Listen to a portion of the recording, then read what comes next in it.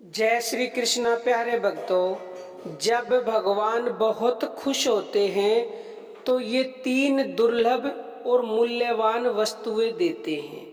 प्यारे भक्तों, बहुत से मनुष्य भगवान की भक्ति करते हैं, ध्यान नाम जप आप चाहे कुछ भी करते हो, तो भक्ति तो बहुत मनुष्यों को मिल जाती है, वो भी उसकी कृपा से मिलती है। लेकिन प्यारे भक्तों, जिस मनुष्य को भगवान की अनन्य भक्ति, अखंड भक्ति, अनपायनी भक्ति, ये एक ही पर्यायवाची है, यानी कि अनन्य के पर्यायवाची हैं अखंड, अनपायनी।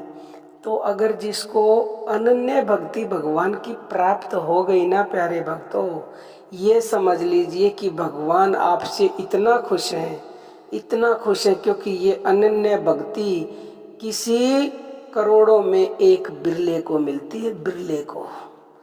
तो ये दुर्लभ चीज है, वो दुर्लभ चीज है जिसके लिए पता नहीं कितने मनुष्य लाइन में लगते हैं और मिलने से पहले लाइन से आउट हो जाते हैं।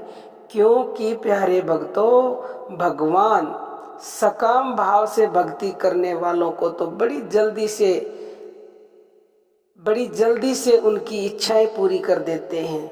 लेकिन जो अनन्य भक्ति मांगता है ना, उसके लिए तो फिर उसको वो तैयार करते हैं, क्योंकि पात्र को दी जाती है ये, और पात्र पता लगाने के लिए उसकी परीक्षाएं भी होती हैं। जैसे क्लास में बच्चे की परीक्षा होती है, ऐसे ही भगवान भी परीक्षा लेते हैं। फिर वो जो परीक्षा में पास होता है उसको ही ये अनन्य, अनपायनी, अखंड भक्ति प्राप्त होती है प्यारे भक्तों।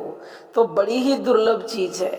दूसरे नंबर पे है शरणागति।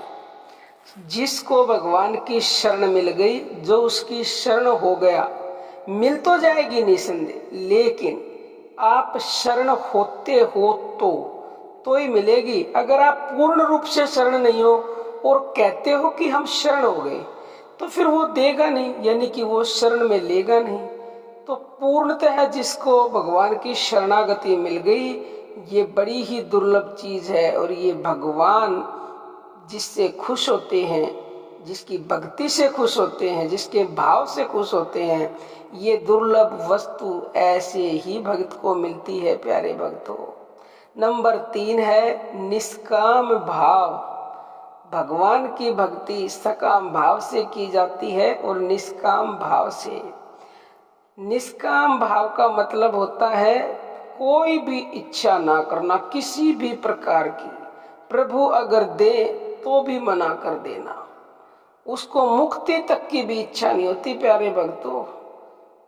तो ये चीज बड़ी ही दुर्लभ है। सकाम भाव से तो कलयुग में, वैसे देखो प्यारे भक्तों, आप चिंता ना करना कि हमारे पास ये चीजें नहीं है, आप लगे रहो।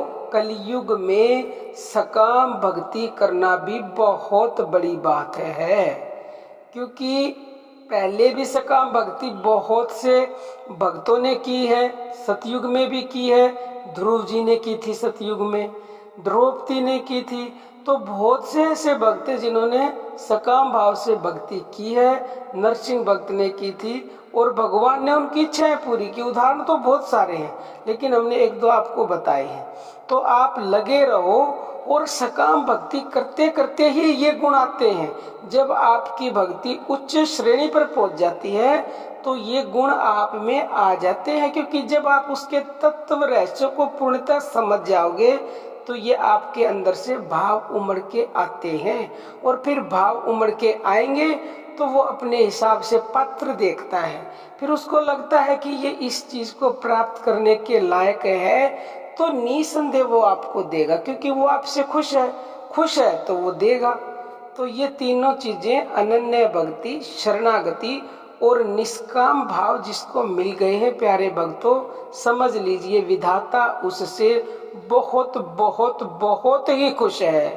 तो प्यारे भक्तों, इन बातों को अपने जीवन में आप उतारा करो, और भगवान से जुड़े हो तो निरंतरता से जुड़े रहिए और अपने भाव को बनाए रखिए। नहीं जुड़े हो तो आज से, इसी क्षण से उससे जुड़ जाइए प्यारे भक्तों।